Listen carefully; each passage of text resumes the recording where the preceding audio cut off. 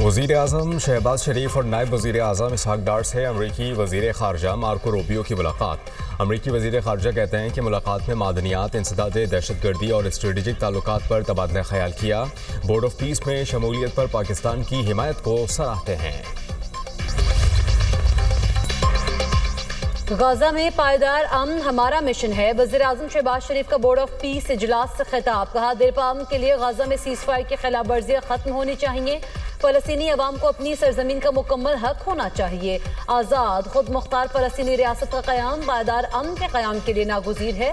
सलामती काउंसिल की करारदादों के मुताबिक फ़लस्तीनियों को उनका हक दिया जाए। बोर्ड ऑफ पीस के इफ्तिताही इजलास में शिरकत बाइस इफ्तिखार है।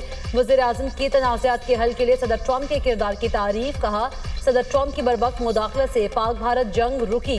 पाक भारत जंग बंदी से करोड़ों कीमती जानें बची। दोनों रहनुमा के दरमियान खुशगवार जुमलों का तबादला।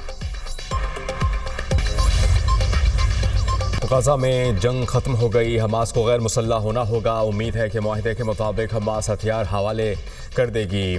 ट्रंप का अमन बोर्ड इजलास से खिताब। कहा कि गाजा की तामीर नौ में 9 ममालिक हिस्सा डाल रहे हैं। $7 अरब से ज़ायद रकम देने का वादा किया है। अमरीका $10 अरब देगा। पायदार अमन के क़याम के लिए गाजा अमन बोर्ड अहम फोरम है। अक़वाम मुत्तहिदा के साथ मिलकर काम करेंगे। ऐसा गाजा चाहते हैं जिस पर मुनासिब तरीके से हुकूमत हो। नहीं सोचें कि जंग के लिए फ़ौज भेजना ज़रूरी होगी। ईरान के साथ भी बातचीत के ज़रिए मसला हल करना चाहते हैं। 10 दिन में ईरान से मुताल्लिक पता चल जाएगा। ईरान को एटमी हथियार नहीं रखने देंगे। मुआहिदा ना किया तो नताइज बुरे होंगे। ईरान हमारे साथ अमन के रास्ते पर चले। ईरान के पास एटमी हथियार हुए तो इलाके में अमन नहीं होगा। अमरीकी सदर डोनाल्ड ट्रंप की ज़ेर सदारत बोर्ड ऑफ पीस का पहला इजलास। पाकिस्तान समेत 47 ममालिक की शिरकत। इजलास से पहले शुरका का ग्रुप फोटो। सदर ट्रंप ने शुरका से मुसाफा किया। बोर्ड ऑफ पीस इजलास में सदर ट्रंप ने वज़ीर आज़म और फील्ड मार्शल की तारीफों के पुल बांध दिए। ट्रंप ने फील्ड मार्शल को गुड फाइटर करार दे दिया। कहा, फील्ड मार्शल अजीम जनरल और टफ फाइटर हैं। सैयद आसिम मुनीर बहुत आला सिपा सलार हैं। ट्रंप का वज़ीर आज़म शहबाज शरीफ का खैर मकदम। कहा, वज़ीर आज़म शहबाज शरीफ मुझे पसंद हैं। सदर ट्रंप का अपने खिताब में एक बार फिर पाक भारत जंग का तस्करा। कहा, पाकिस्तान और भारत की जंग शिद्दत अख्तियार कर रही थी। पाक भारत जंग में 11 जंगी तैयारे गिराए गए। हमने अपना किरदार अदा करते हुए पाक भारत जंग को रुकवाया। शहबाज शरीफ ने कहा, मैंने जंग रुकवा कर कई जिंदगियां बचाई हैं। जंग के दौरान वज़ीर आज़म शहबाज शरीफ से करीबी ताल्लुकात कायम हुए। मैंने 8 जंगें रुकवाई। 9वीं जंग खत्म करने के करीब हैं। बोर्ड ऑफ पीस में पाकिस्तान को बड़ी पज़ीराई मिली। अमरीकी सदर ने पाकिस्तान के किरदार को सराहा। वफाकी वज़ीर इत्तलात अता तारर कहते हैं, फ़ख्र की बात है। सदर ट्रंप ने वज़ीर आज़म और फील्ड मार्शल सैयद आसिम मुनीर की तारीफ़ की। पाकिस्तान आलमी सतह पर एक अहम मुल्क के तौर पर सामने आया। ये पाकिस्तान की कामयाब खारिजा पॉलिसी है कि पाकिस्तान की दुनिया में इज्जत हो रही है। वज़ीर आज़म ने फ़लस्तीनियों का मुकदमा भरपूर अंदाज में लड़ा। आज़ाद फ़लस्तीनी रियासत का क़याम अमन के लिए बहुत ज़रूरी है। पहले पाकिस्तान तन्हाई का शिकार था, अब हर आलमी मामले पर अहम प्लेयर बनकर उभर रहा है। जब क़यादत ईमानदार हो तो इसका नतीजा हमेशा मुस्बत निकलता है। वज़ीर आज़म और अमरीकी सदर के दरमियान मुलाकात खुशगवार रही। वज़ीर आज़म शहबाज शरीफ का बानी PTI के खिलाफ हर्जाना केस। सुप्रीम कोर्ट ने बानी PTI की दरख्वास्त पर ट्रायल कोर्ट में कार्रवाई से रोक दिया। वज़ीर आज़म शहबाज शरीफ को नोटिस जवाब तलब। सुप्रीम कोर्ट ने कहा कि केस को जल्द समाअत के लिए मुकर्रर किया जाए। वकील अली जफ़र बोले, बानी PTI की टांग में गोली लगी थी, ज़ख्मी होने के बाइस पेश ना हो सके। जस्टिस आयशा मलिक ने रिमार्क्स दिए कि मुकदमे में मेरा इख्तलाफी नोट है। ट्रायल कोर्ट ने हक़ दिफा ख़त्म करने से पहले 2 तारीखों पर बानी का ज़ख्मी होना तस्लीम किया। ज़ख्मी होना तस्लीम करने के बाद हक़ दिफा कैसे ख़त्म किया जा सकता है? हम मुकदमे में दूसरे फरीक को नोटिस कर रहे हैं। पाकिस्तान में दहशतगर्दी में अफगान सरजमीन का इस्तेमाल नाकाबिले तरदीद शवाहिद मंजर आम पर। 16 फरवरी 2026 को बाजोड़ में मलंगी पोस्ट पर खुदकुश हमला करने वाला खारजी दहशतगर्द भी अफगान शहरी निकला। शनाख्त खारजी अहमद उर्फ कारी अब्दुल्ला अबूजर के नाम से हुई। अफगानिस्तान के सूबा बल्ख का रिहायशी था। तालिबान की स्पेशल फोर्सेस का हिस्सा भी रह चुका। खुदकुश हमले में 11 सिक्योरिटी एहलकारों समेत 2 मासूम शहरी शहीद हुए थे। पाकिस्तान में दहशतगर्दी में अफगान शहरियों का मुलव्विस होना तालिबान रजीम की दहशतगर्दों की मुकम्मल सरपरस्ती और सहूलतकारी का वाज़ेह सबूत है। इस्लामाबाद तरलाई में खुदकुश हमला करने वाले बमबार ने भी अफगानिस्तान से दहशतगर्दी की तरबियत हासिल की थी।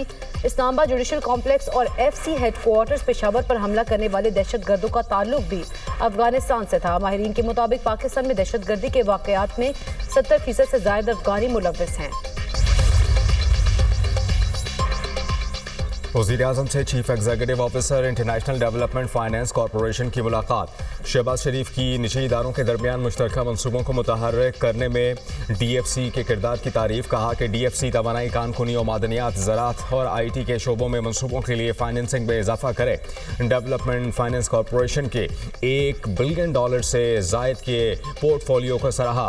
वज़ीर-ए-आज़म की DFC को इस्लामाबाद में मादनियात कॉन्फ्रेंस में शिरकत की दावत। वज़ीर-ए-आज़म ने बेंजामिन ब्लैक से मुश्तरका दिलचस्पी के मुख्तलिफ शोबों में सरमायाकारी पर तबादला ख्याल किया।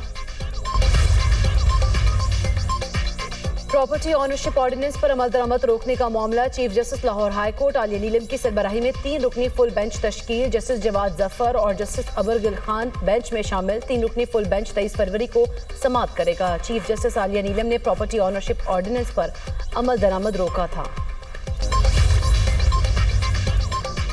रियासत अपनी नाअहली का बोझ अदालत पर नहीं डाल सकती। ब्यूरोक्रेसी की सुस्ती की सज़ा दूसरे फरीक को नहीं दी जा सकती। सुप्रीम कोर्ट ने सर्विस मीटर में वफाकी हुकूमत की अपील ज़ायदुल मियाद करार देकर खारिज कर दी।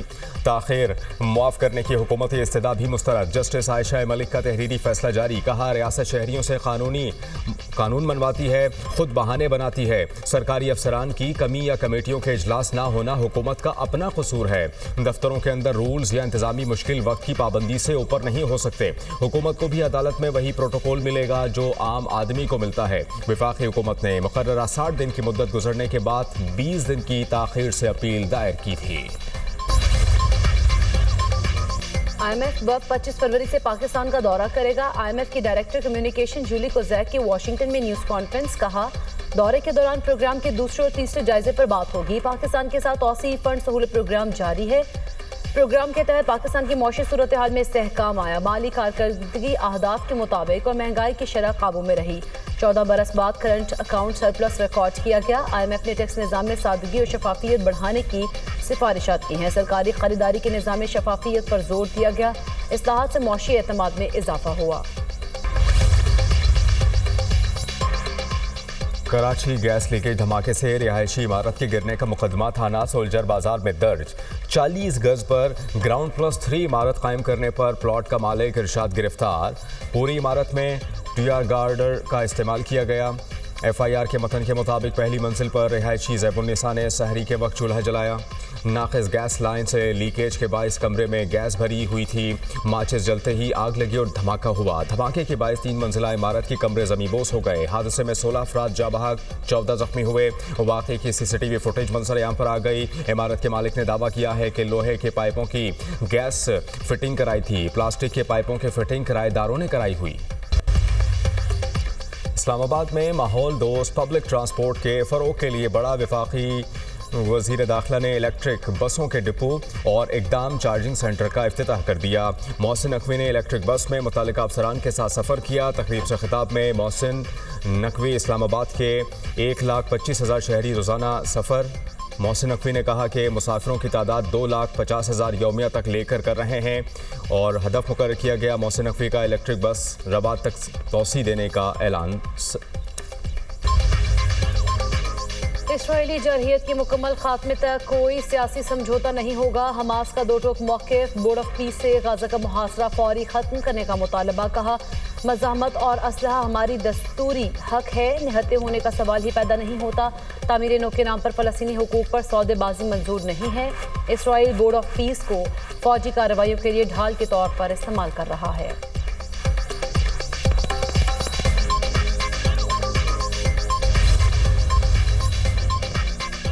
अमेरिकी सदर डोनाल्ड ट्रंप के बयानात फौजी जारहत का हकीकी खतरा है। ईरान का अक़वाम मुत्तहिदा के सरबराह को ख़त लिखा, खचीदगी या जंग नहीं चाहते, हम जंग का आगाज़ नहीं करेंगे। अगर हमला हुआ तो भरपूर और मुनासिब जवाब दिया जाएगा।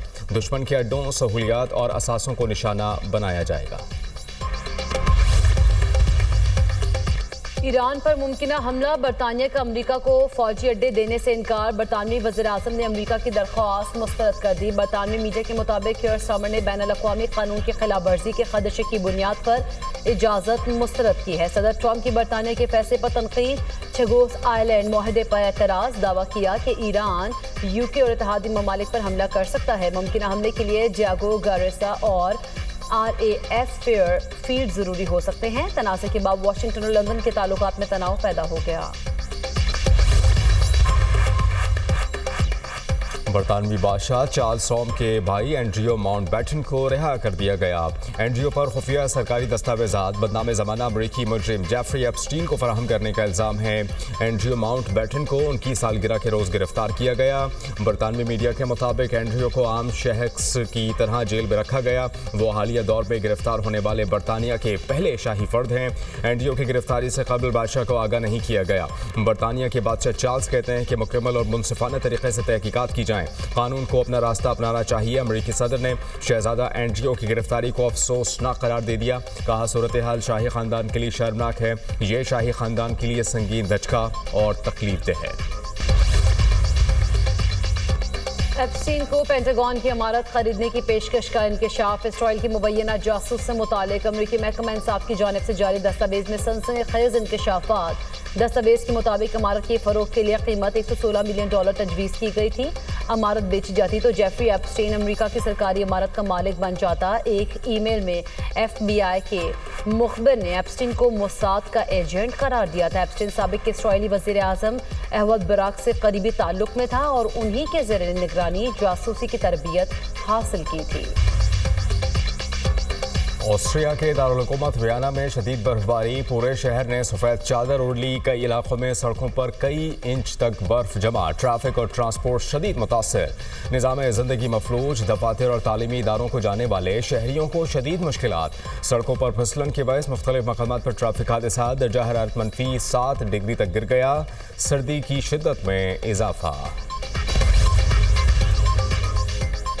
मदीना मुनव्वरा में रमज़ानुल मुबारक के दौरान रियादुल जन्नह की ज़ियारत का नया शेड्यूल जारी। पहले 2 अशरों में मर्दों के लिए रियादुल जन्नह की ज़ियारत के 2 औक़ात मुक़र्रर। मर्दों के लिए ज़ियारत का पहला वक्त सुबह 11:20 से रात 8 बजे तक होगा। दूसरा वक्त रात 2 बजे से सुबह 5 बजे तक मुक़र्रर। ख़वातीन के लिए ज़ियारत का वक्त रात 11 से 1:40 और सुबह 6 से 11 बजे तक मुक़र्रर किया गया। तीसरे अशरे में रियादुल जन्नह की ज़ियारत के लिए मर्दों के लिए 3 औक़ात मुक़र्रर। मर्दों के लिए पहला वक्त सुबह 11:20 से रात 8 बजे, दूसरा वक्त रात 11 से 12 बजे तक और तीसरा वक्त सुबह 2 से 5 बजे तक मुकर्रर किया गया है। ख़वातीन के लिए तीसरे अशरे में सुबह 6 से 11 बजे तक का वक्त मुकर्रर है।